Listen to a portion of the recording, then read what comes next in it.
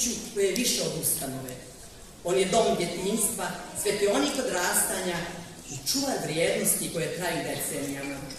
Istorija predškolskog vaspitanja u Baru počinje davne 1921. godine, kada je pri osnovnoj školi u Starom Baru osnovano prvo dječje zabavište. Možda je bilo skromno, ali zato je bilo ispunjeno smijehom, radoznanim pogledima i dječjim crtežima. Bila je to prva iskra koja je najavila veliko putovanje kroz vrijeme.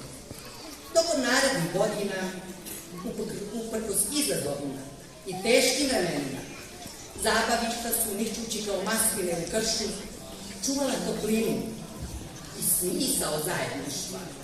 I baš kao što su mnoga od njih utihnula pred bukom Drugog svjetskog rata, nijedna ideja nije umrla. Samo je čekala pravi trenutak da se ponovo rodi. Taj trenutak došao je 1963. godine, kada su tadašnja zabavišta objedinjena u jednu predškolsku ustanovu pod imenom koje nosi ponos i čast. Vukosava Ivanović Mašanović. U znak sjećanja na narodnu heroinu, simbol hrabrosti i ponosa. Zato neka ovaj trenutak bude podsjetnik da vrtići nijesu samo uvod u školu, već temelj društva.